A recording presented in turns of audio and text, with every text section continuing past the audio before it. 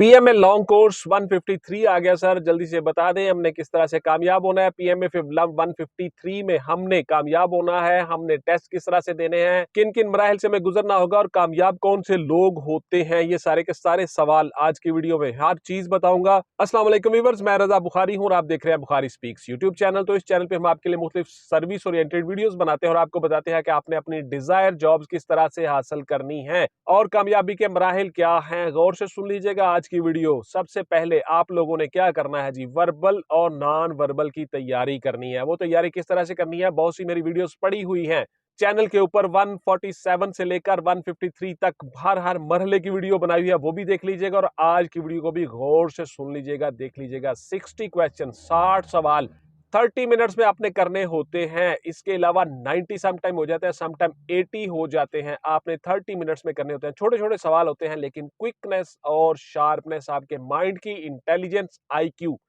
ये लेवल आपका चेक करना होता है। तो इसके लिए सबसे जरूरी है कि आप उसकी मशक करें और प्रैक्टिस करें। और सबसे अहम फार्मूला, घड़ी सामने रख के टाइम नोट करके फिर आपने मशक की सवाल हल करने हैं। उसके लिए नोट्सों में हर चीज बताई है किस तरह से आपने क्या करना है। इसके अलावा नोट्सों में बुक्स भी हैं, उन बुक्स का भी जिक्र किया। उन बुक्स से आपने प्रैक्टिस करनी है और मशक करनी है। वो बुक्स बाजार से ले लेनी है, उसके मुताबिक तैयारी करनी है और टाइम को स्क्वीज करना है। फर्ज किया 60 क्वेश्चंस हैं तो 30 मिनट में है, तो आप लोगों ने उसको 25 पे लेके आना है, 24 पे लेके आना है, 22 पे लेके आना है, ताकि आप उस दिन वहां आसानी से ये सारे सवाल हल कर लो। तो इस तरह से आप पहले मरहले से गुजर गए, आपके वर्बल नॉन वर्बल हो गए। उसके बाद होगा आपका एकेडमिक्स का टेस्ट। एकेडमिक्स वो क्वेश्चंस हैं जो आपने बचपन से पढ़े हैं, from the day first class 1 से लेकर मैट्रिक तक और एफएससी इंटरमीडिएट तक जितनी चीजें आपने पढ़ी हैं, उसमें फिजिक्स है, केमिस्ट्री है, बायो है, मैथ्स है, इंग्लिश है, कंप्यूटर है और उसके साथ साथ Pakistan studies, Islamic studies, Pakistan history, armed forces की हिस्ट्री और आर्मड फोर्सेस के मुतल्लिक तमाम चीजें, ये सारी की सारी चीजें आप करोगे और आप उनमें कामयाब होगे। ये किस तरह से करना है, इसके टॉपिक्स क्या क्या हैं, एक एक चीज हमने नोट्सों में बताई हुई है। उन नोट्सों के मुताबिक आप तैयारी करो, इंशाल्लाह कामयाब हो जाओगे।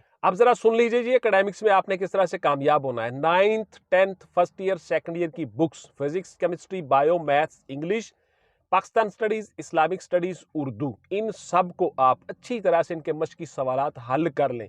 उसके बाद जो 9900 टॉपिक्स हमने दिए हैं नोट्सों में, वो टॉपिक्स सारे तैयार करें, रोजाना उन पे काम करने।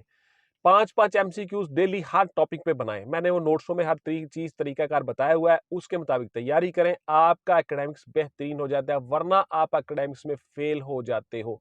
बहुत से बच्चे एकेडमिक्स में फेल होते हैं और उसकी वजह यही है कि उनको पता ही नहीं होता कि करना क्या है और टॉपिक्स कौन कौन से हैं। बहुत से बच्चों के जहन में यही चीजें होती हैं कि हमने सिर्फ फिजिक्स और मैथ करना है और कंप्यूटर करना है और हमारा काम हो जाना है। ऐसा नहीं है, कहीं से भी कोई भी सवाल आ सकता है। रोजाना खबरें नोट करनी है, करंट अफेयर्स के साथ टच रहना है, पाकिस्तान अफेयर्स के साथ टच रहना है, दुनिया में क्या हो रहा है एज वेल एज पाकिस्तान में क्या हो रहा है, ये सारी चीजें रोजाना तैयार करनी है। तब आप कामयाब होंगे और आपका एकेडमिक्स बेहतरीन हो जाएगा। एकेडमिक्स क्वेश्चंस आपके फर्ज किया 60 हैं 30 मिनट में, तो आपने उसका टाइम भी स्क्वीज करना है। घड़ी सामने रख के रोजाना मशक और प्रैक्टिस करनी है और आपने देखना है कि आप 60 क्वेश्चंस कितने टाइम में कर लेते हो। बच्चों से टाइम मैनेज नहीं होता, इसलिए फेल हो जाते हो और आपको टाइम मैनेज करना नहीं आता। स्क्वीज करके टाइम को 20 मिनट पे ले आओ, 22 मिनट पे ले आओ, 23 मिनट पे ले आओ। इससे ज्यादा आपने टाइम नहीं लगाना, ताकि आप वहां आसानी के साथ 30 मिनट में ये क्वेश्चंस कर जाओ। जनरल नॉलेज पे काम करें जी, जीके, उसके अलावा करंट अफेयर्स पे काम करें, उसके अलावा कंप्यूटर पे काम करें, उसके अलावा अपने एकेडमिक्स क्वेश्चंस पे काम करें। आप इंशाल्लाह ताला कामयाब हो जाते हो। उसमें बहुत सी चीजें हैं, कैपिटल्स हैं मुख्तलिफ कंट्रीज के, उसके साथ साथ करेंसीज हैं, उसके साथ प्राइम मिनिस्टर हैं, प्रेसिडेंट हैं, फॉरेन मिनिस्टर्स हैं और उसके साथ साथ आर्मड फोर्सेस के अफसरान और चीफ, उनके नाम है। ये सारी चीजें हमने नोट्सों में बताई हुई हैं। पाकिस्तान मिलिट्री के मुताल्लिक काम करें, पाकिस्तान मिलिट्री को जाने अच्छी तरह से, पाकिस्तान एयरफोर्स को जाने, पाकिस्तान नेवी को जाने, इनके चीफ कौन कौन से हैं, इनके वाइस चीफ कौन से हैं, joint chief of staff committee के चेयरमैन कौन हैं, पाकिस्तान ने कितनी जंगें लड़ी हैं, किस किस सन को, किस किस महाज पे क्या क्या कारनामे अंजाम दिए, निशाने हैदर कौन से लोग हैं, निशाने हैदर जिन लोगों ने हासिल किया उन्होंने कामयाबी के कौन कौन से कारनामे अंजाम दिए, किस किस महाज पे लड़े, किस किस जंग में लड़े।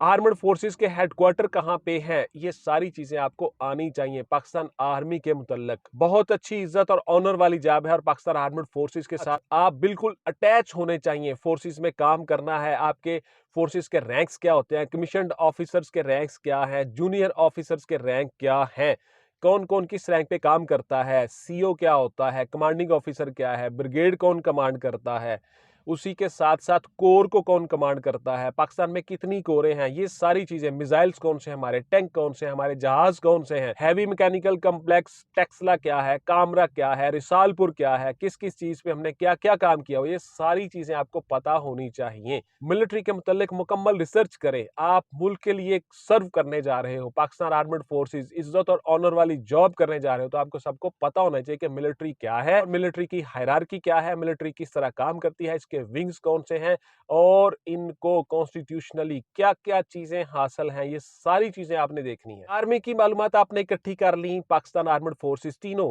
Pakistan army, Pakistan navy, Pakistan air force, तीनों की इंफॉर्मेशन आपने लेनी है। उसके बाद फिर आपने उनके टेस्टों के क्राइटेरिया को जान लिया। उसके बाद फिर आपने वर्बल पे काम किया, नॉन वर्बल पे काम किया, एकेडमिक्स पे काम किया। देन इसके साथ साथ जी एक बड़ी जरूरी पोर्शन है, वो ये है कि आपने अपनी बॉडी पे काम करना है कि फिजिकली आपने किस तरह से फिट होना है। फर्ज किया 7 मिनट में आपने दौड़ लगानी है, तो आप उसको स्क्वीज करके 6 मिनट पे लेके आओ, 5.5 मिनट पे लेके आओ, ताकि आप वहां आसानी के साथ दौड़ लगा लो।